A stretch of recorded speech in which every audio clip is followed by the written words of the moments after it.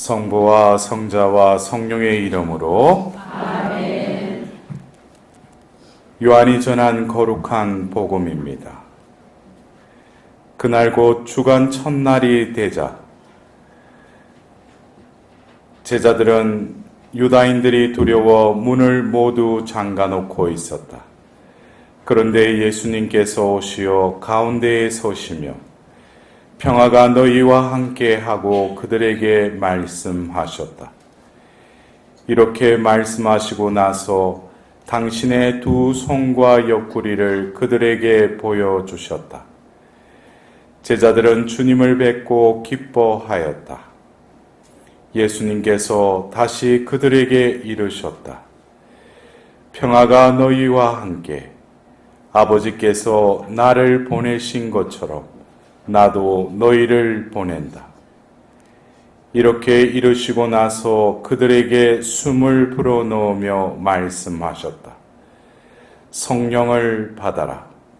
너희가 누구의 죄든지 용서해 주면 그가 용서를 받을 것이고 그대로 두면 그대로 남아 있을 것이다.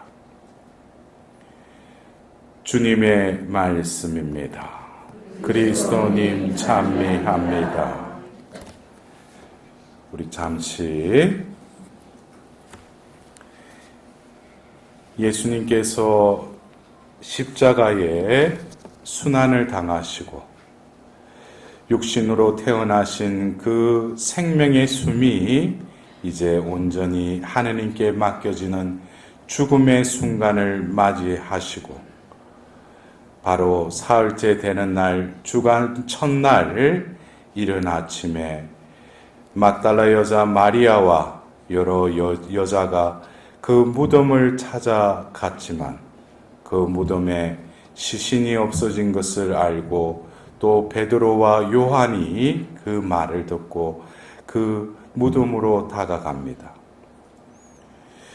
빈 무덤을 보았지만 그들은 예수님의 부활을 아직까지 실감하지를 못하였습니다.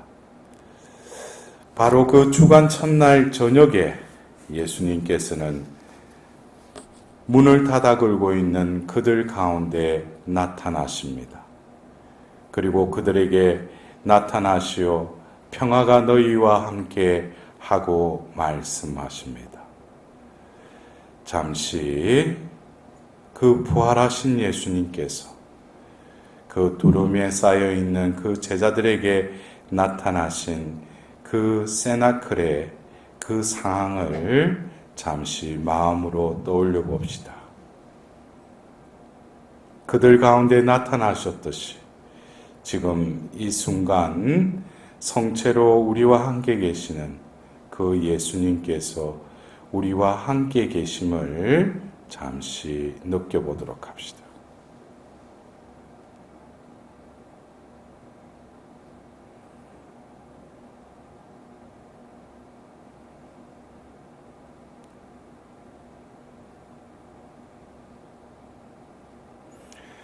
네.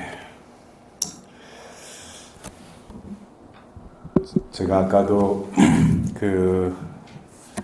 저녁 식사를 하면서 우리 지도신부님, 강주지구 지도신부님하고 이런저런 이야기 나누다가 문득 그 생각이 들었어요.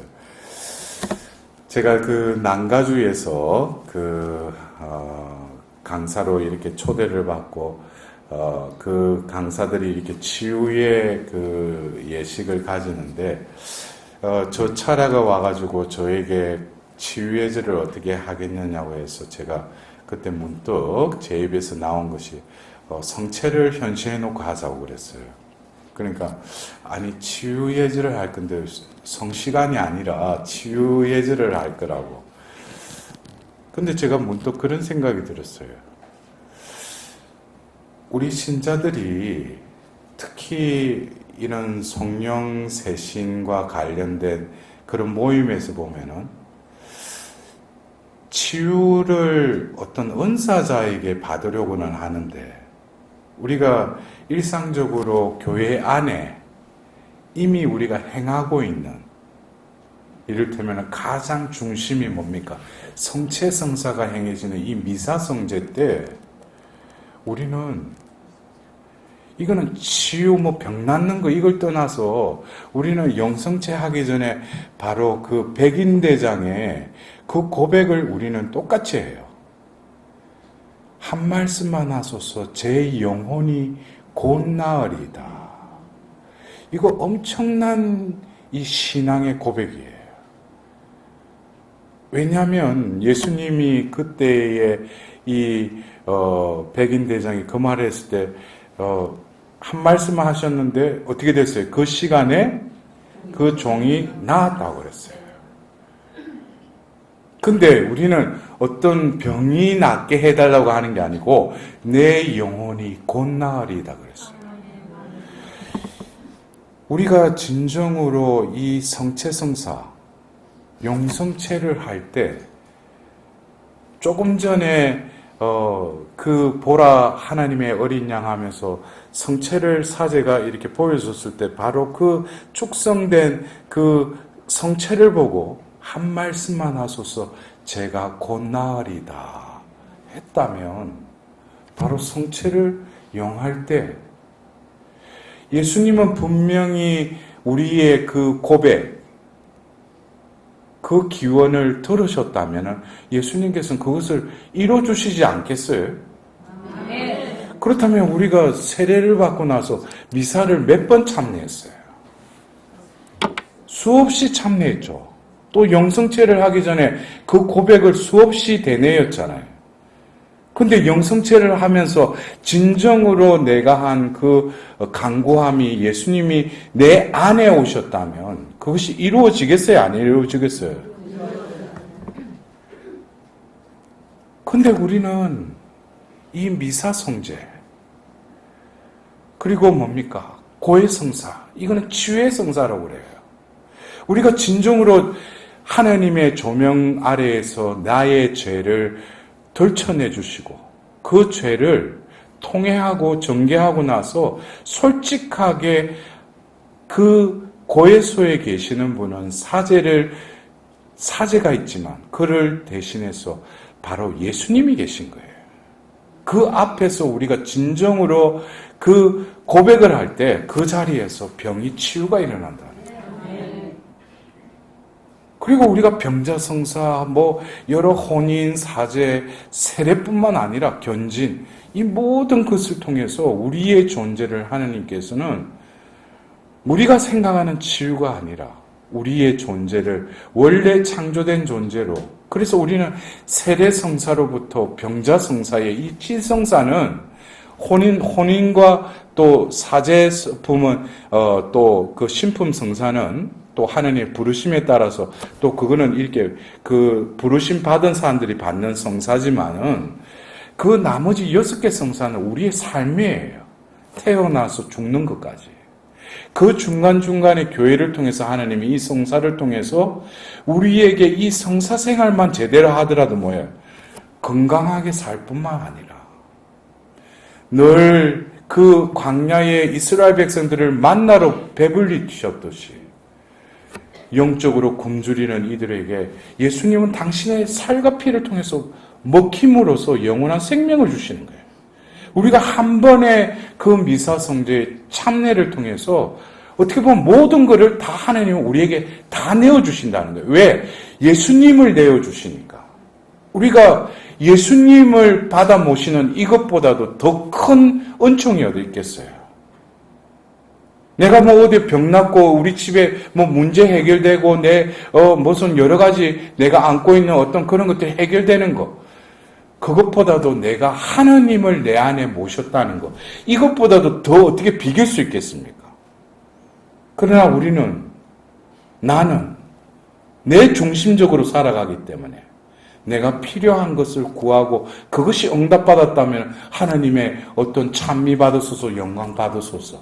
그러나 우리는 일상적인 이 교회 안에 현존하시는 하나님께서 성령께서 그 성사를 통해서 아낌없이 다 베풀어 주신다는 거예요.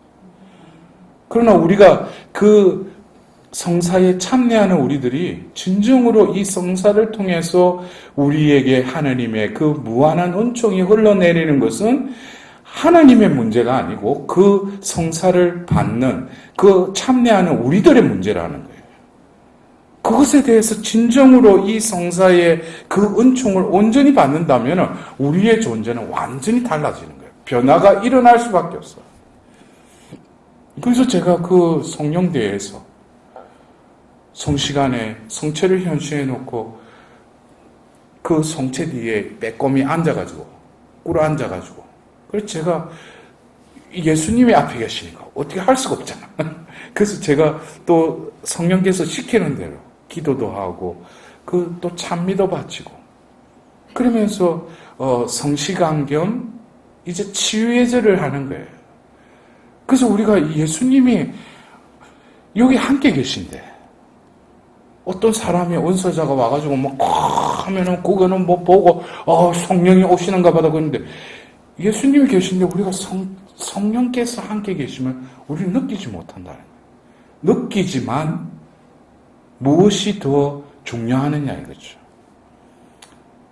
그래서 그 성체 현시와 더불어서 마지막에 치유의 절, 기존의 다른 성령대에서 하는 그 방식이 아니라 성체 거동을 했는데 그 자리에서 사람들이 쓰러지는 거예요.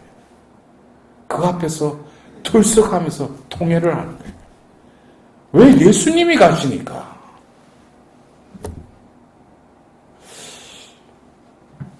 제가 그 메주고리 가서도 그 목요일날 성시간 하는데 그 몇 년 전이었어요.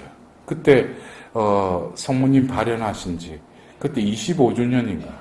그때 제가 갔을 때 전 세계에 또 다른 타 종파의 성직자들도 와서 같이 미사도 드리고, 그리고 이어서 성시간을 하는데 성체 거동을 하는데 막 몸이 비틀비틀, 왜? 성령이 그 안에서 막 사람들한테 움직이시는 거예요.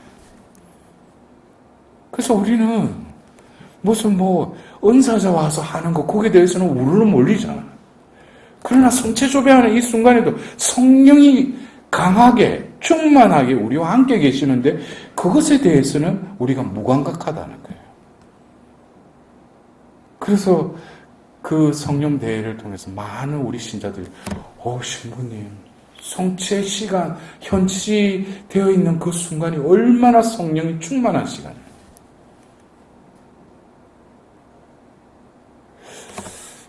우리가 오늘 첫째 강의를 통해서 진정으로 이 소유의 관점, 존재론적인 관점에서 내가 과연 성령을 어떻게 이해하고 있는가, 무엇을 받으려고 하고 내가 원하는 것을 이루어주는 성령 하느님으로만 이해한다면 그 사람은 아직까지 소유론적인 관점에서 성령 하느님을 대하고 있는 거예요.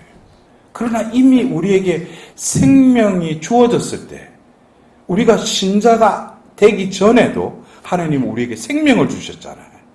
그러나 그때는 내가 믿지 않았고 고백하지 않았지만 우리가 신자가 된 순간 우리는 또 다른 생명을 고백하죠. 그 생명이 뭐예요? 영원한 생명을 믿나이다. 영원한 삶을 믿나이다. 이제는 똑같은 삶이라도 나는 이 생이 마지막이 아니라 이제는 뭐예요? 영원한 생명, 영원한 삶을 추구하며 살아가게 됐다. 이게 뭐예요? 신앙의 선물이죠. 결국 우리는 존재하시는 영. 그래서 두 번째 제가 강의를 통해서 이제는 존재하는 영이 나를 이끌어 간다면 내가 하는 모든 일도 내가 하는 것이 아니라 나를 차지하신 성령께서 나를 도구로 쓰실 분이라는 거예요. 그래서 내가 주의해야 될 것은 지금 나와 함께 계시는 하나님. 그러니까 출발절부터 이 성령 하나님에 대한 그 체험이 분명히 하나님을 체험했다고 말은 하지만 살아가는 주체는 나로 살았기 때문에 매번 필요로 할 때만 Come Holy Spirit, 성령이 오소서 그래요. 그래서 제가 그 어느 지역에 그 성령대회를 끝내고 그 성령대회를 하는데 제가 그 난가주에서 또 파티마 그때 100주년이었어요. 2017년. 그래서 그때는 또 성모님 그룹에서 저를 부르는 거예요. 그래서 가서 특강을 하고 나서 이어코 그 다음 주에 북가주를 간 거예요. 근데 이게 LA 쪽하고 샌프란시스코 쪽이 위도상에 조금 그런데 이 기온이 조금 틀려요. 그러니까 저는 난가주를 처음에 간다고 생각해가지고 짧은 옷만 들고 갔다가 샌프란시스코 가니까 아침 저녁으로 조금 어슬어슬한 게 그때 제가 조금 이게 과로를 해가지고 몸이 안 좋은 상태인데 감기가 들어버린 거예요. 근데 이 감기에다가 몸살까지 하는데 근데 그 주말에 성령 대회를 해야 되는데 이게 몸이 나을 기미가 안 보이는 거예요. 그래가지고 뭐 한이 또 양이 해가 와가지고 우리 신자들 중에 의사들이 와가지고 막 그 약도 갖다 주고 이러는데 안 낫는 거야. 그 보통 성령대회 전날에 봉사자들 데려놓고 또 이렇게 워밍업병 그 피정을 하는데 그날 또 제가 도저히 그 침대에서 일어나지 못해가지고 그냥 자기들끼리 피정을 한 거예요. 근데 당장 내일 보면은 성령대회를 해야 되잖아. 이들은 1년에 한 번 하는 그 성령대회인데. 근데 저는 보니까 그 전날 이 기미가 안 보이는 거예요. 도저히 내일 하루 종일 성령대회 강의를 내가 아무리 생각해도 이거 할 수가 없는 거예요. 그래서 그날 밤에 그랬어요. 주님, 나는 여기서 내일 보면 그냥 눕고 뭐 어떻게 되겠지만 그러면은 저 사람들이 나에게도 뭐 아유 신부님 괜찮아요 이러겠지만 얼마나 당신 욕하겠냐고. 당신이 보낸 저 종이 시름시름하고 일어나지도 못하고 성령대회 가지고 곳곳에서 사람들 모여놓고 이게 뭐 그래서 주님 당신 알아서 하라고. 성모님께 기도하고 그냥 잤어요. 근데 그 다음날 아침에 일어나니까 그 전날하고 좀 분위기가 좀 틀려. 근데 아직까지 한 반 정도밖에 회복이 안 된 것 같아요. 근데 어떻게 돼요? 그날 사람들이 오고 그러니까 막 어쩔 수 없이 일어났어요. 그리고 오전에 막 강의를 하는데 식은땀 흘리면서도 강의를 한 거예요. 그리고 저녁까지 그 성령께서 근데 저는 그 성령 대회를 통해서 우리 편에서 보면 하나님께서 건강하게 해가지고 그 자리에서 하게끔 하시는 게 그게 옳잖아요. 근데 저는 그 성령 대회를 끝내면서 다시금 고린도이서에 그 말씀이 들어왔어요. 내가 약할 때 오히려 강합니다.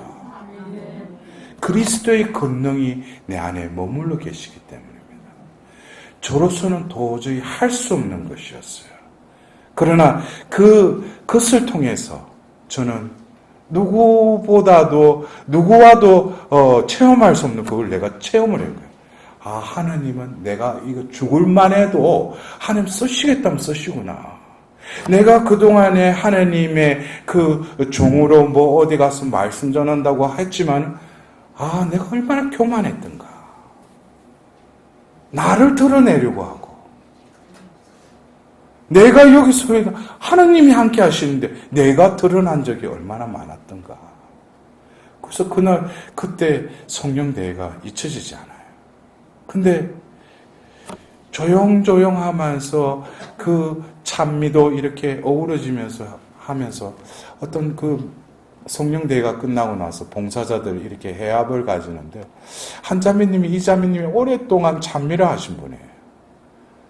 근데 이 자매님이 그런 말을 하는 거예요. 자기가 몇 년을 여기에 오랫동안 성령대회에 참여했지만 보통 성령대회 오면 막 꽉 해가지고 막 이게 내가 좀 속된 표현하면 반 미친 것처럼 막 꽁짝꽁짝꽁짝 그럼 뭐가 막 하고 보면 뒤집어지고 그러니까 뭐가 이루어진 것 같아. 근데 뭐 미국에서는 뭐 거리가 보면은 자기 집까지 가는데 1시간 2시간은 그거는 뭐 대수잖아요. 근데 보통 붕 떴다가 운전해가 집에 가면은 싹 깔아앉아버려요. 그럼 다음에 성령대회를 기원하며 바이바이. 근데 이번에는 뭔가 조용한데 이런 분위기가 내 삶에서도 이어지겠다라는 어떤 막연한 기대가 생긴다. 우리가 그래요. 붕 뜨는 것이, 내가 업이 되는 것이 성령이 하시는 경우도 있지만 어떤 인위적인 것도 있어요. 그래서 제가 어디 가서 강의를 할 때 찬미를 딱 들어보면, 아, 저들이 자기가 하는 거구나. 아니면 성령에 취해서 성령의 힘으로 하는 거구나. 그러면 어떤 경우에는 관록이 있고, 아, 저 사람 찬미 잘한다는 사람들 딱 하는데 겉으로 보면 잘해요.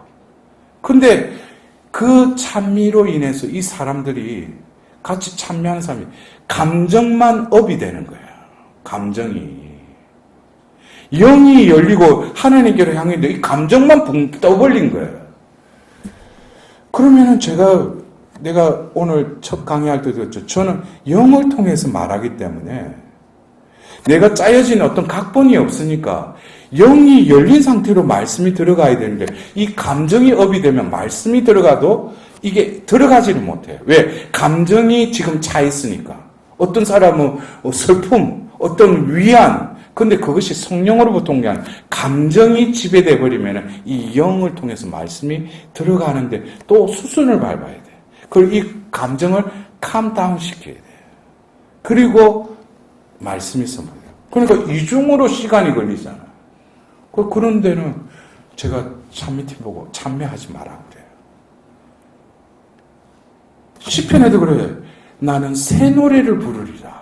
내 존재가 새로운 피조물이 되면은 나를 통해서 똑같은 찬미도 새로운 찬미로 성령께서 나를 도구로 쓰신다는 거예요. 그럴 때 그 찬미를 듣는 이들, 찬미를 하는 이들로부터 뭐예요? 영을 열게 하고 영이 회개하게 하고 영이 열리게 한다는 거예요. 그래서 그 자매의 말이 또 그날 그렇게 힘들었지만 아, 성령께서 또 이렇게 역사하셨구나. 그래서 우리가 그래요. 성령 기도의 특징 중에 하나가 찬미의 노래예요. 찬미하는 거, 기도. 근데 이 찬미가 성령께 우리의 마음이 온전히 올라가야 돼요. 우리 입으로만 찬미하는 게 아니에요. 그리고 성령 기도에서 어떤 우리가 기도를 할 때 찬미 받으소서, 영광 받으소서. 이거 잘 생각하셔야 돼요. 이것이 그냥 하나님 아시죠? 찬미 받으소서, 영광 받으소서 이거 하고 진정으로 내 존재적인 영이 내 안에 머물러 있으면 찬미 받으소서, 영광 받으소서는 사라지는 메아리가 아니라 하나님께 이것은 내 입으로 이 말이 올라가지만 이것은 말이 올라가는 것이 아니고 내 존재가 함께 들어 올려지는 거라는 거예요.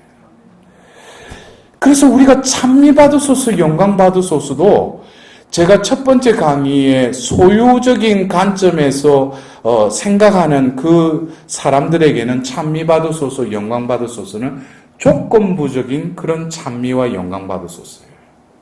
진정으로 성령의 은총을 받고 영광 받아 찬미 받아 영광 이거는 그 순간의 제정신이 아니야. 근데 어떤 경우에는 이거는 조건부에 찬미 받으소서, 영광 받으소서. 이거를 통해서 하나님 뭘 내려주시겠지. 뭘 들어주시겠지. 근데 존재론적인 관점에서 찬미 받으소서, 영광 받으소서는 의미가 완전히 틀려요.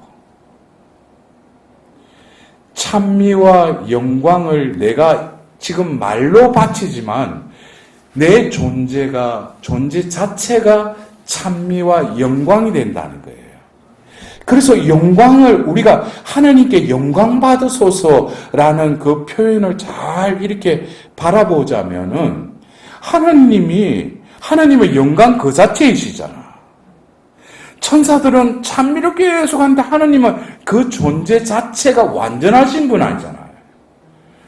근데 우리가 존재적인 영을 모시고 그 영의 이끌림에 살면은 영광 받으소서 이 의미를 어떻게 이해하게 되냐면 내 존재가 하나님의 창조물대로 회복될 때 이것이 진정한 영광이구나. 입으로 영광 받으소서 하는 것이 아니라 내 존재가, 내 존재를 통해서 하나님이 또 드러내시는 그 모든 삶이 하나님 보시기에 저게 영광이구나. 이걸 깨닫게 되는 거예요. 그래서 우리가 이 성령 기도회에서 하는 것이 얼마나 하나님 보실 때는 기쁘시겠지만 중요한 것은 그 기도 모임에 나온 사람들이 매번 상처하면은 또 강사가 나와가지고 또 그래. 어렸을 때 하고 또 몇 살 때 기억을 하면서 그러면 또 뭐예요?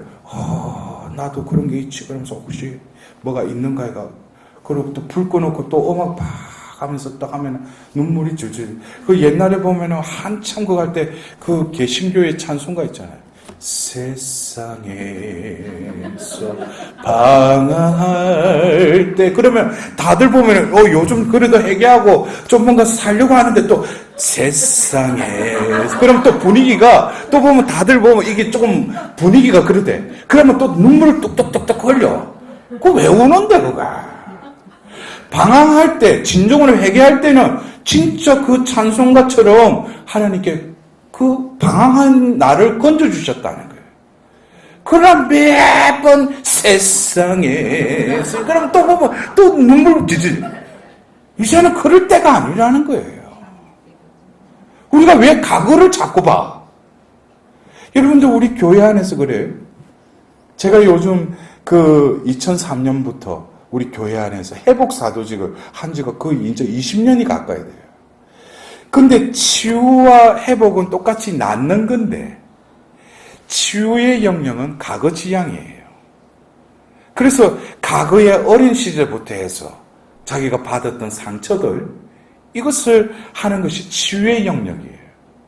그러나 예수님께서 어느 마을에 가셔가지고 어떤 소경을 치유해 주시죠. 그러고 나서 뭐라고 해요? 저 마을로 돌아가지 마라 그러죠.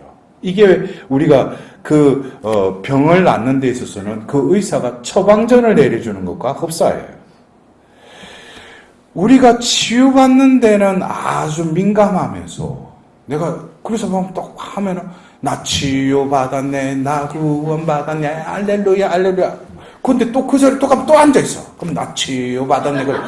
저 사람은 그렇게 치유받을 게 많은가? 제가 하는 어떤 봉사, 시모님 내 안에 상처가. 그러면 제가 말씀드린 성체성사를 통해서 예수님이 내 안에 올 때 내가 곧 나으리다 그러면 예수님은 오셔가지고 아무것도 안 하시는 건가? 응? 그래서 이게 이제는 이 회복이라는 것은 현재와 미래의 지향적이에요. 내가 나음을 받았죠? 그럼 나음 바대로 치유의 은총을 유지해 가는 거, 온전함을 유지해 가는 거, 건강함을 유지해 나가는 그것이 또 중요하다. 그러니까 치유를 받았다고 하더라도 치유가 상실되는 경우가 많아요. 상실되는 것은 우리가 생각할 때 재발이 일어나는 거. 근데 재발이라는 것은 우리가 어떤 병이 나음을 받더라도 우리가 이 현상계에 살아가는 동안은 또 다른 병에 걸려. 안 그래요? 내가 어떤 거 치유받는데 또 내 내면의 치유도 그래요. 내가 살아가면서 치유받았어. 근데 돌아서는 순간에 또 상처 안 받아요? 그게 이 세상의 어떤 고락이야, 그게. 잊히고. 왜 이 세상이 원죄에 오염되어 있기 때문에. 그거는 어쩔 수가 없어요. 그러나 우리는 이제는 과거에 내가 지은 모든 죄는 이미 예수님을 통해서 사함을 받았잖아요. 일단은 먼저 세례를 통해서 그 전에 지은 죄는 모두 사함을 받았죠. 그리고 그 이후에 고해성사만 잘 제대로만 해도 내 안에 어떤 병이 생길 수 없어요. 내면에 어떤 병이. 그러나 그것을 자꾸 내 위주로 생각하니까. 그렇다면은 오늘 제가 시작하면서 읽어드린 선포한 이 요한복음 20장 19절에서 23절의 이 말씀은 바로 예수님께서 주간 첫날 저녁에 있었던 일이에요. 유대인들은 금요일부터 안식일에 들어가잖아요. 인물 때부터. 그렇기 때문에 예수님이 금요일 날 돌아가셨잖아. 오후 3시에. 그리고 3일 후면은 월요일이에요. 아니, 월요일이 아니고 일요일이라고. 그래, 일요일인데 이들에게는 안식일이 토요일이기 때문에 주간이 일요일부터 시작하잖아. 그러니까 주간 첫날이라고 하는 거예요. 우리에게는 뭐예요? 이게 주일이죠. 예. 주님 부활하신 날이니까. 그러니까 바로 부활하시고 나서 이 주간 첫날, 바로 그 저녁에 제자들에게 나타나셔요. 그들이 어디에 모여 있었어요? 세나클에 모여 있었다는 거예요. 그들에게 나타나셔서 먼저 너희에게 평화가 함께 하면서 이 평화를, 평화 인사를 하셔요. 그래서 이 평화는 바로 뭡니까? 세상이 주는 평화와는 다르다고 한 그 평화. 바로 그 고통을 통해서 부활하신 후에 주신 그 열매인 평화를 그 제자들에게 이렇게 베풀어 주셔요. 그리고 이어서 당신의 손과 옆구리를 보여주셔요. 이 손과 옆구리를 보여주신 것은 이중적인 의미가 있죠. 첫 번째 뭐예요? 내가 바로 순환당한 예수다라는 거예요. 바로 이게 못자국하고 이 옆구리 자리가 있으니까. 근데 또 다른 면은 뭐예요? 바로 죽었던 내가 바로 살아났다는 거예요. 근데 여기서 예수님이 보여주신 이 손에 난 이 못자국과 옆구리의 창자리를, 이게 뭐예요? 우리가 아주 좋아하는 상처의 자리죠. 예? 그래서 여러분들, 저도 과거에 어떤 치유에 대해서 강의를 많이 하고 다녔어요. 특히 내적 치유. 논문도 좋고. 근데 제가 하나님의 자비를 체험하고 나서 거기에 패러다임이 완전히 바뀌었어요. 우리가 여러분들 자비의 예수님 다 아시죠? 예. 자비의 예수님이 그 파우스티나 성녀 수녀님께 나타난 그 자비의 성화 아시죠? 자비의 예수님 성화? 그 밑바닥에 이렇게 보면 타일처럼 이렇게 되어 있는 게 그곳이 바로 뭐예요? 바로 이 장면이에요. 예수님께서 부활하시고 나서 그 제자들에게 나타나셔서 너희에겐 평화가 있기를 하고 당신의 손과 옆구리를 통해 축복해 주시는 거죠. 그러면서 이 성심에서 물과 피가 흘러나오는 이 빛으로 이렇게 발현하시죠. 그리고 이걸 거래라고. 그리고 이걸 그 밑에다가 뭘 적으라고 했어요? 예수님 당신께 의탁하나이다. 그리고 오후 3시에 알람 해놓고 뭐예요? 자비를 베푸소서. 이게 우리 신자들은 오후 3시 되면 띠리릭 하면 또 딱 하면 자비를 베푸 자비. 근데 이게 목주기도 하는 것보다 이게 시간이 한 3분의 1도 안 걸리잖아. 그러니까 뭐 우리 이게 좀 너무 싱겁게 끝나는 것 같아. 그러니까 한 두 번 더, 한 번 더, 좀 자비를 좀. 그리고 이게 양으로 채워야 되니까 막 또 양손으로 들고 보면 자비를. 근데 여러분들 이 자비를 베푸소서 이게 엄청난 효력의 기도예요. 예수님 공생애 때도 예리코의 소경이 또 10명의 나병 환자가 또 시로페니키아의 그 이방 여인이 예수님 앞에 와서 뭐라고 해요? 다윗의 자손이신 예수님 저에게 자비를 베풀어 주죠. 근데 나병이 어떻게 했어요? 나았죠. 소경이 어떻게 했어요? 눈을 떴죠. 그 이방인의 그 여인도 처음에는 예수님이 완전히 반응을 안 일으키시다가 결국엔 뭐예요? 내 믿음이 장하다. 걔도 떨어지는 부스러기는 먹을 수 있지 않습니까? 그래서 이 여인의 믿음이 장하다. 그래서 그 순간에 어떻게 됐어요? 그 딸의 마귀가 나갔죠. 그러니까 이 자비를 베푸소서 이거는 아주 강력한 기도예요. 우리는 하나님께만 유보된 기도가 자비를 베푸소서잖아요. 우리 성모님께 자비를 베풀어 달라고 그래요? 아니죠. 신만이 베풀 수 있는 게 이 자비라는 거예요. 근데 여기서 당신의 손과 옆구리를 보여주신 그 이중의 의미와 더불어 왜 예수님이 상처를 보여주셨는가? 이것은 이사야서 53장에 여러분들이 아시는 그분의 상처로 인해서 우리의 뭐가 나았다고 했어요? 우리의 병이 나았다고 그랬어요.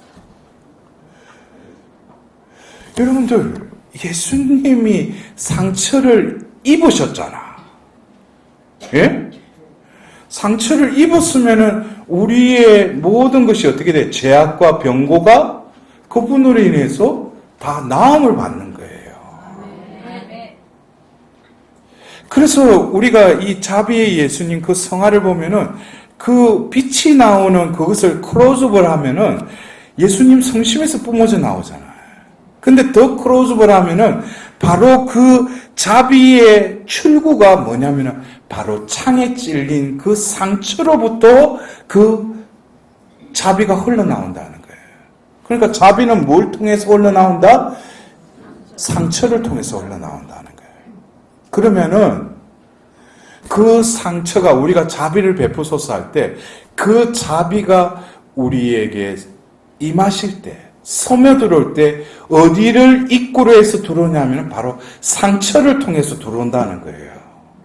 왜? 상처를 치유해야 되니까. 그리고 그 상처를 통해서 들어온 그 자비는 뭐예요? 나를 회복시킨다는 거예요. 그래서 우리가 이 상처에 대해서도 이제는 여러 가지 심리학적인 접근이나 여러 가지 어떤 과거의 어떤 기억의 치유다 이런 접근 방법도 그전에 성행을 했지만 지금 여러분들이 이 21세기는 자비의 시대잖아요. 곳곳에 제가 전 세계 가더라도 한국 사람뿐만 아니라 외국 사람들 어디 가더라도 제가 심지어는 메주고리 가니까 메주고리 성지에 가서 어디 가서 그날 미사를 드렸는데 보니까 거기에 자비의 경당이에요. 자비의 성당에서 또 그 성모님 발연집 그 가까운 곳에 또 자비의 예수님 성당이 있더라고요. 그리고 지금 보면은 자비의 예수님의 어떤 그게 이미 세계적으로 다 퍼졌죠. 근데 우리가 그 자비를, 그 효능을 우리가 만끽하지 못한다는 거예요. 왜 그러냐? 상처에 대해서도 내 입장에서 이 상처를 내가 받았고, 내가 안고 있고, 내가 처리해야 된다고 생각을 하고 있어요. 제가 이런 강의를 할 때 조금 오해 아닌 오해도 있을 수 있어요. 근데 일단은, 저 신부는 저렇게 하니까 일단 이 시간에는 그렇게 들으셔. 그리고 예수님도 계시니까, 예? 예수님이 두 손을 보여주시고 나서 그 상처를 보여주시고 나서 23절에 그들에게 숨을 불어넣으면서 성령을 받아라 그래요. 그냥 이 상처를 주셨을 뿐만 아니라 이었고 뭐예요? 그들에게 숨을 내셨다 그랬어요. 그리고 뭐라고? 성령을 받아라. 이것은 뭡니까? 이 말씀과 더불어서 이 말씀의 선포되는 걸 보면은 바로 이것은 바로 창조 때 그 코에 숨을 불어넣는 것은 결국 뭐예요? 성령을 불어넣어 주시는 거잖아. 그러니까 예수님이 부활하셔서 그들에게 하고자 하셨던 게 바로 이 23절에 이 성령을 부어주고 싶었던 거예요. 근데 이 성령은 우리가 내일 마지막 강의에 또 다시금 한번 이렇게 살펴보고 사도행전의 2장에 나오는 그 성령이 임하신 거하고는 좀 뉘앙스가 틀려요. 같은 성령인데 왜냐하면 예수님이 성령을 받아라 하시고 이 20장 23절에는 너희가 누구의 죄든지 용서해 주면 그가 용서를 받을 것이고 그대로 두면 그대로 남아 있을 것이다 하고 부연 설명을 하셔요. 이거는 뭐냐면 성령을 받아라 하면 우리가 성령을 받잖아요. 그러면 우리 가운데 어떤 현상이 일어나냐면은 너희가 누구의 죄든지 용서해주면 그가 용서를 받을 것이라는 거예요. 이거는 뭐냐면 이 성령을 받으면 먼저 내가 용서를 받는다는 거예요. 그런데 이 용서는 내만 용서를 받는 것에 그치지 않고 누구의 죄든지 용서해주면 그가 용서를 받을 것이다 이래요. 여러분들, 죄를 용서해주는 것은 바로 하나님의 속성 중에 뭘 말하는 것입니까? 죄를 용서해주는 거. 자비죠. 자비를 베풀어 주셨다는 것은 죄를 용서받은 거 아니에요. 근데 그 죄를 용서받은 거는 내가 받았는데 누구의 죄든지 용서하면 그 죄가 용서받는다는 거예요. 죄를 용서하실 수 있는 분은 누구밖에 죄를 용서할 수 있어요? 하나님밖에 없죠. 근데 내가 누구의 죄를 용서했는데 그 죄가 용서받는데 이거는 누가 용서하겠다는 거? 하나님이 용서하겠다는 거죠. 그럼 죄를 용서하는 것은 하나님의 자비인데 이 성령을 받아라 해서 성령이 나에게 임하시면 어떤 현상이 나요? 먼저 나에게는 죄를 용서받는다는 거예요. 근데 더불어서 이 자비가 나에게 머무를 뿐만 아니라 흘러간다는 거예요. 그래서 이러면은 우리가 이때까지 용서의 문제 있잖아요. 그리고 여러분들 우리 교회 안에서 보면 한참 치유 그럴 때 용서하는 법, 용서를 쉽게 하려면 여러 그 강의도 많이 있네. 근데 제가 자비를 알고 나니까 저도 그런 강의를 했어요. 용서를 하려면 어떻게 해야 되느냐? 상대방의 입장에 서봐라. 거울 앞에 서봐라. 그리고 보면 뭐래? 그거 다 그런 류의 생각들은 뭐예요? 베드로가 와서 예수님한테 그러잖아요. 어느 형제가 죄를 지으면 7번 용서하면 되겠지요. 예수님은 했어요. 7번씩 70번이라도 용서를. 이거는 뭐예요? 인간이 할 수 있는 게 아니다, 용서는. 신적인 사랑의 은총이 주어져야지 용서가 가능하다는 거예요. 그래서 용서도 내가 하려고 하는 거예요. 그러니까 이게 얼마나 인간 중심적인 사고방식이냐 이거예요. 제가 아까도 말씀드렸죠. 상처도 내가 받았고 내가 해결해야 되는 줄 알아요. 그 중간에 오소서 성령이요 그래요. 그래서 제가 이거를 조금 웃긴 표현을 하면은 상처를 받았다고 우리 표현하죠. 우리 한국말로. 이거 아주 정확한 표현이에요. 우리 한국말은 어느 외국어와 다른 아주 정확한 표현이 많아요. 상처를 받았대. 여러분들 그래요? 제가 우리 어르신들 중에 보면 6.25 사변 이후에 우리 한국이 다 부셔져 버리고 다 폐허가 됐는데 가난할 수밖에 없지. 근데 또 그럴 때 보면 애들을 많이 낳아. 응? 근데 애들 입은 많은데 먹을 건 없고. 그래 어떤 때는 그 연배되신 분들 중에 보면 그 가난의 상처가 있어. 얼마나 가난했던가. 근데 형제들 중에도 어떤 아이는 어떤 생존하는 데서 이 가난이 자기의 상처로 어떻게 오마이 상처 그래 상처를 잘 받아는 거예요. 근데 어떤 형제는 뭐 가난해도 어디가 주워 먹고 보면 어디 자기가 자급적으로 해결을 다 해. 그러니까 자기에게는 가난이 상처로 올 틈이 없어. 그래서 상처는 발생이 될 수 있는 어떤 상황 속에서도 상처를 받는 거는 내가 오마이 상처 그러고 내가 받아야 돼. 여러분들 어떤 사람은 그래요. 특히 보면 어떤 우리 집 형제 자매들 중에 누구한테 상처받았다고 그래. 그거 어떤 사람은 있잖아요. 다른 사람이 어떤 말을 하잖아요. 보고 그랬냐고? 됐다고. 상처가 오려고 그래도 어떤 사람은 뭐야? 오 마이 상처 그래. 내가 받아야지. 상처. 그리고 그 상처를 어떻게 해? 상처의 금고에 또 열어가지고 그 비밀번호는 내만이 알고 있거든. 그 딱딱해가 또 그 하나 또 이렇게 집어넣어놔. 그 딱 담가. 그리고 어디 또 보니까 우리 오늘 성당에 보니까 치유의 밤. 그러니까 치유하니까 이거 눈이 번쩍하는 거야. 또 아니나 다를까 그 강사가 와가지고 좀 이야기하다 여러분들 상처, 어렸을 때 상처, 그럼 자기 경험담을 하니까 또 이게 뭔가 안에서 뭔가 하다가 그러면서 불을 다 끄라고. 그리고 음악을 다 부르면서 그러면서 어릴 때 상처를 한번 떠올려 보라고. 그럼 뭐예요? 자기만이 아는 상처의 공고. 오늘은 어떤 상처를 한번 꺼내볼까? 그것도 보고, 그리고 불이 딱 켜지자, 상처 치유받았대. 한순간에. 그러나 뭐예요? 이 상처를 버리기에는 너무 아쉬운 거예요. 이 오랜 세월 동안 내가 간직하고 있었는데, 받았을 뿐만 아니라 거의 간직하고 있었다는 거예요. 그래서 뭐예요? 다음 기회를 놓지. 다시 공부를 하고 잠궈놔요. 여러분들, 우리가 상처는 받았고 간직한 것도 나예요.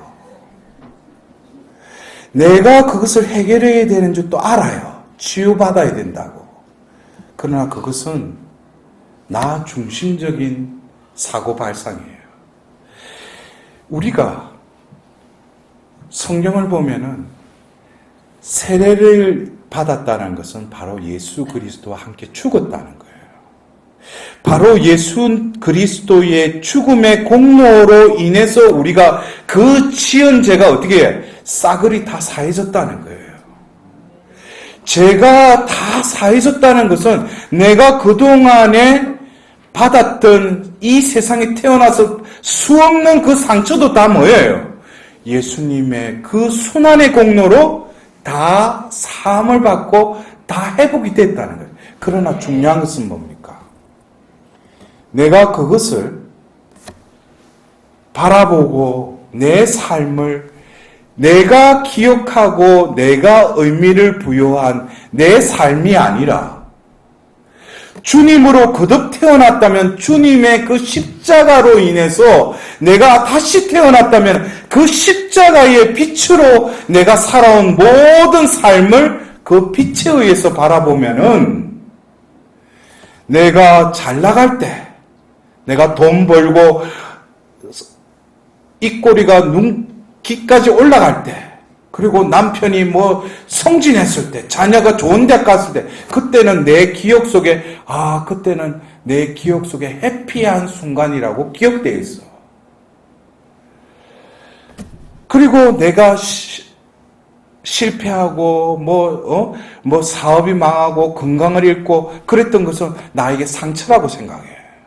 근데 하느님 편에서 보자면 내가 잘 나갈 때, 내가 해피했다는 그 순간들이 하느님 볼 때는 불행인 거예요.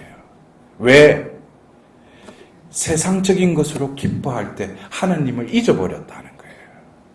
그러나 하느님을 진정 찾았을 때는 내가 병들고 집에 우환이 끼고 시련과 고통이 있을 때 주님으로 향하게 됐다는 거예요. 그러나 그 순간순간마다 하느님께서 나에게 자비를 베풀어 주신 거예요. 오히려 잘나고 자신이 볼 때의 행복의 순간이라는 것이 오히려 하느님 마음이 아팠다는 거예요. 왜? 나를 잊고 자기의 또 주인됨을 드러내고 살았으니까. 그래서 제가 자비를 잊고 나서 제 삶을 스토리를 보니까 역사가 완전히 재해석된 거예요. 하나님이 그때 함께 계셨구나. 그래서 여러분들 모래 발자국이라는 그 시를 보면은 내 삶을 바라보았네. 어느 날 발자국이 2개밖에 없었는데 어느 순간에 발자국이 4개였네. 그 순간이 뭐예요? 예수님이 함께 계셨다는 거예요. 그 순간이 가장 힘들었을 때라는 거예요. 근데 나는 몰랐을 뿐이지 그 순간에 예수님이 함께 계셨다는 거예요. 그러면서 그 모래 발자국의 그 시를 저의 삶에 대입해서 한번 쭉 바라보니까 진짜 어떤 때는 발자국이 4개였어. 근데 발자국이 2개 있던 것은 내가 가면서 주님 내가 이제 더 이상 이 길 안 갈래요. 제가 그만둘래요. 그러니까 예수님을 얼룩으면서 내가 얻고 가는 거예요. 그러니까 뭐 발자국 2개밖에 없는 거예요. 근데 어느 순간에 보니까 발자국이 없어. 그래서 이 모래 발자국 그 시에는 없는 건데 나한테는 왜 삶의 그 순간에는 왜 발자국이 없을까? 그럼 나도 모르게 그 순간을 주님의 빛에 의해서 바라보니까 그때는 내 죽겠다. 이제 나 이제 더 이상 내 마음대로 살고 싶다. 그러니까 예수님이 낭떠러지로 가고 있는 나를 다시금 살리기 위해서 그 낭떠러지와 낭떠러지 사이에 그냥 뻗으신 거예요. 왜? 살려야 되니까. 그래서 그 예수님의 몸을 짓밟고 지나간 순간들이 발자국이 없는 순간이었더라. 나를 업고 나를 안고 무덤 태우고 심지어는 나에게 깔려서 그것을 짓밟고 갔던 그 삶의 역사들이 새롭게 내 인생의 의미가 재구성화된 거예요. 그거는 뭐로 인해서 자비를 입고 나서. 그래서 당신의 상처로 나의 병고를 낫게 하셨구나.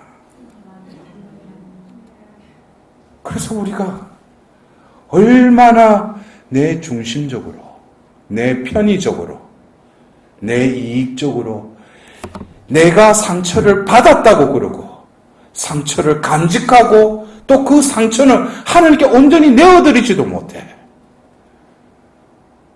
그러니까 뭐예요? 어떤 그러한 내 안에 매어있는 관계가 또 다른 이웃 간에 매어지니까 이게 흘러가질 못하는 거예요. 자비가 온전히 나의 죄를, 영혼을 치유하고 회복시키면은 그것은 나를 통해서 그 주님의 상처로부터 자비가 흘러나와서 어디를 입구에서 들어온다고 그랬어요.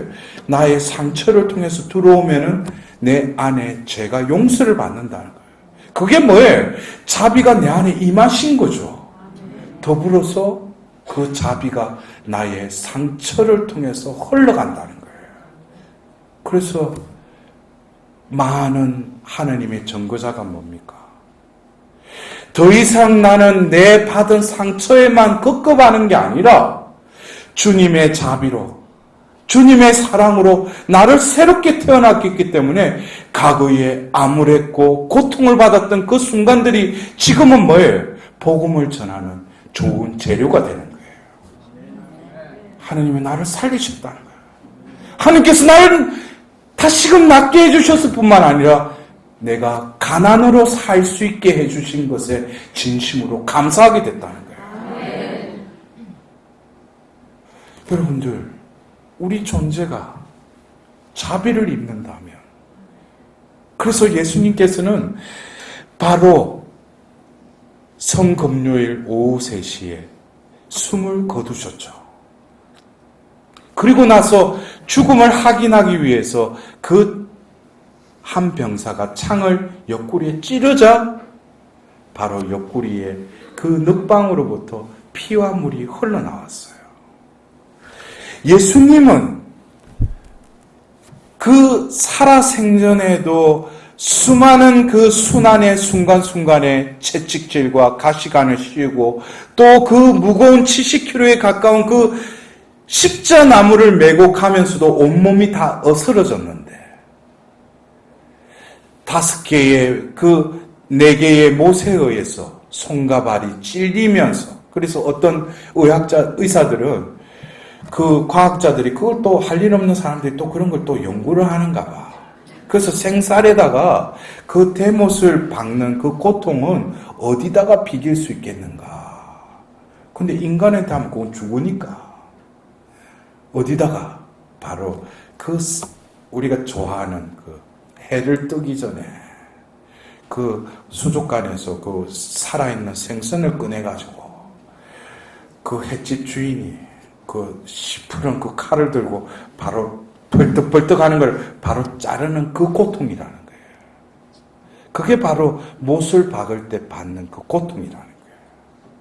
그런데 그러면서 상처를 받았을 뿐만 아니라 바로 그것으로 목숨이 끊어졌는데, 우리가 예수님의 그 죽음은 상처를 많이 받아서 그 죽은 게 아니에요.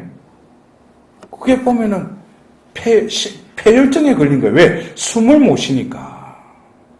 그러니까 4개의 못에 의지해서 몸이 조금만 있으면 뭐예요? 축축축 내려가잖아. 그러니까 다시금 뭐예요? 두 발에, 못이 박힌 두 발에다가 힘을 주고 온 힘을 다해서 벌떡 일어나는 거예요.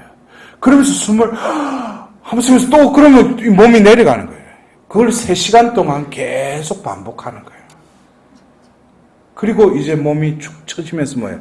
숨이 멎어져 버리는 거예요. 숨을 더 이상 못 쉬는 거예요. 그러나 거기서 끝난 게 아니었어요. 왜? 예수님은 인류의 죄를, 우리의 죄를, 나의 죄를 사하시기 위해서 죽음으로 끝나지 않는 당신의 인간으로 당신의 모든 것을 다 쏟아내야 되었어요. 그래서 바로 옆구리에 찌른 그 창에 의해서 그 육신으로 태어난 그 안에 있는 모든 물과 피가 흘러나오는 거예요. 왜? 나를 살리기 위해서. 그래서 예수님께서 당신이 그 십자가상에서 모든 자비를 물과 피로 다 쏟으셨지만 부활하신 그날 그 막달라 여자에게도 나타나셨고 이 성모님께도 나타나셨지만 그날 저녁에 제자들에게 나타나신 거예요. 왜? 자비를 베풀어 주려고. 왜? 내가 죽은 공로를 너희에게 베풀어 주려고. 내 죄로 인해서 너희의 모든 상처와 병고를 낫게 하기 위해서. 그래서 어떻게 했어요? 성령을 받아라. 이 성령은 뭡니까? 바로 자비를 베풀어 주노라. 여러분들 우리가 성령을 체험했다면 우리는 자비를 입었다는 거예요. 자비를 입었다면 다른 사람들이 생각하는 그 상처는 우리 안에 임하신 그 성령이 우리 안에서 활동하신다면 더 이상 내가 받았고 간직한 그 상처는 나에게 존재하지 않는다는 거예요. 하나님이, 예수님이 다 가져가겠다는 거예요. 이 도둑놈도 아닌데 금고를 들고 가시는 거예요. 이제 보면은 제가 그래서 자비를 읽고 자비에 대한 강의를 하고 그러는데 제가 2년 전에 연피정을 한다시고 제가 제 아버지 신부님 있는 그 공동체에 가서 이제 90세가 다 돼가는 그 노인네 그래서 그날 피정을 했어요. 신부님께 지도를 받고. 그래서 너 어렸을 때 이런 상황이 있었다면 조금 하루 종일 한번 묵상해보라. 과거 같으면은 상처가 탁탁 튀어나왔거든요. 근데 하루 종일 감실 앞에서 기도하는데 떠올리려고 해도 더 이상 상처가 떠오르지가 않는 거예요. 기억이. 그래서 저녁에 이제 밤에 꺾기도 하고 나서 신부님하고 면담하는데 신부님 도대체 보면 내가 떠올리려고 해도 떠오를 그게 없다고. 근데 너 기도 안 했나? 이러시더라고요. 기도했는데 떠오르는 게 없다고. 그 순간에 제가 내 자비를 입었구나. 자비를 입었지 않았냐. 주님의 자비가 함께 있는데 죄 다 용서를 받았는데 내가 왜 자꾸 과거의 것이 미해결된 그거에 왜 다시금 내가 왈가불가할 필요가 없다는 거예요. 그래서 우리는 이 성경에서 우리는 성령 하면은 사도행전 2장의 성령 강림 사건만 생각하는데 예수님이 살아생전에 부활하셔서 그들에게 나타나셔서 그분의 입을 통해서 뭐예요? 성령을 받아라. 이것은 뭡니까? 자비를 베풀겠노라. 그래서 부활 2주일날 우리가 하나님 자비주일도 뭡니까? 폭포수 같은 나의 자비를 나의 자녀들에게 베풀이라. 근데 중요한 것은 그 전대사를 받기 전에는 뭐 해야 돼요? 고해성사를 봐야 돼요. 그러니까 이게 우리가 고해성사도 제대로만 보면 자비가 그냥 흘러 들어오는 거예요. 그러면은 그 자비가 내 안에 임하면은 내 안에, 그래서 제가 이게 치유의 문제는 어떤 부분을 보고 성령이 임하셔서 눈물을 흘리면서 치유받는 수도 있지만 죄의 순간 그 상처의 자리에는 주님의 부재를 느낀다는 거예요. 이거는 뭐냐면은 내가 상처라고 생각하는 그 과거의 그 내 아픈 기억들, 그것은 분명히 그것은 인간적으로 보면 아프고 내가 공포스럽고 두려워하고 그런 순간순간들이었어요. 그러나 내가 왜 그거를 상처로 아직까지 거머쥐고 있느냐면은 그 순간에 하나님의 부재함을 느꼈으니까. 하나님이 안 계셨다는 거예요. 실제로 제가 어떤 임상 실험을 통해서 기도 중에 어떤 사람이 이 사람이 40대 중반의 어떤 자매님인데 12살 때 기억을 떠올리면서 하는데 성령께서 저를 통해서 하신 게 그 순간에 예수님의 현존을 느끼게끔 제가 개입을 했어요. 그래서 그 순간에 이 자매는 어렸을 때 그 아픈 기억으로 인해서 수십 년이 지났는데 말을 더듬는 그 신체화 반응으로 고생을 했어요. 그래가지고 유명한 의사도 찾아가고 별의별 약도 먹었는데 안 낫는 거예요. 이게 말을 더듬는 게. 근데 그것이 바로 그 12살 때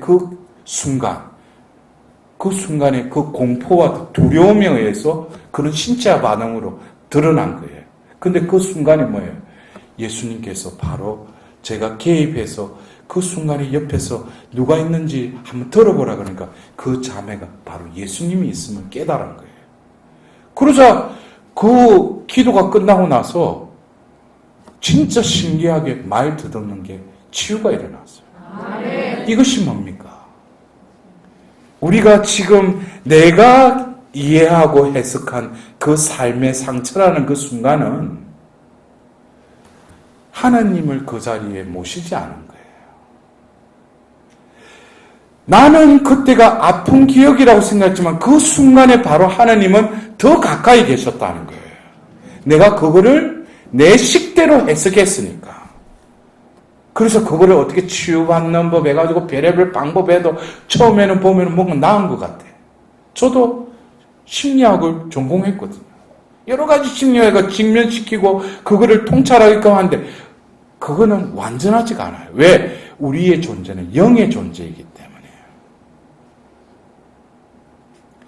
그래서 여러분들 우리에게 있어서 이 시대에 다시금 하나님께서 내 존재를 먼저 회복시키기 전에 하나님께서 나에게 무엇을 베푸신다는 거예요? 자비를 베풀어 주신다는 거예요.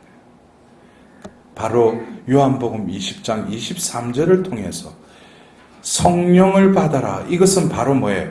자비를 베풀어 주노라. 그럼 내가 자비를 입으면은 바로 그 상처를 통해서 들어온 그 자비가 내 안에서 모든 죄, 상처를 치유해 주실 뿐만 아니라 나의 존재를 회복시켜서 결국에는 이 상처가 더 이상 나에게 실패의 자리요, 어둠의 자리요, 슬픔의 자리요, 나의 죽음의 자리가 아니라 바로 자비를 입음으로써 승리의 자리, 빛의 자리, 영광의 자리로 변모되는 것이 하나님의 자비입니다. 이 자비를 입음으로써 이제는 과거에 내가 상처투성이었지만 이 상처는 더 이상 나를 지배하지 못한다는 거예요. 왜? 하나님 자비를 입었기 때문에. 바로 그 상처를 이제는 복음의 자리로 이웃에게 복음을 선포하는데 그것을 보여준다는 거예요. 그 모습은 바로 뭐예요? 자비의 예수님 모습인 거예요. 상처를 보여주는 거예요. 이제는 상처를 가지고 그걸 거머쥐고 울고 거기서 움츠리는 것이 아니라 자비를 이끌기 때문에 이제는 이 상처로 인해서 바로 뭐예요? 또 다른 이들에게 자비를 전하는 자비의 사도로서 나의 상처를 복음의 증거로 보여주는 거예요. 그럴 때 그만큼 강력한 무기가 없어요. 야, 저 사람이 옛날에는 쪼그가지고 매일 움츠리고 성령 기도에 가고 매번 또 안 되니까 밤에 어디 돌아다니고 어디 가고. 근데 이제는 뭐예요? 나 원래 그랬는데 하나님 자비 있고 내가 이제 해방됐다. 이제 너도 너 안에 있는 이것도 자비를 받아라. 그럴 때 뭐예요? 누구의 죄든지 용서해주면 그가 용서를 받을 것이다. 그래서 여러분들 존재론적으로 내가 성령이 내 안에 머무르시고 나를 이끌어 가시는 데 있어서 먼저 하나님께서는 자비를 베풀어 주셔서 이 죄에 대해서 이때까지 생각했던 나가 아니라 이 성령이 내 안에 머무르시면서 이제 더 이상 어둠에 타협하고 어둠에 지배당하는 것이 아니라 빛의 자녀로 등경 위에 올려줘서 그 주위를 밝히는 존재로 나를 변화시켜 주신다는 거예요. 여러분들, 오늘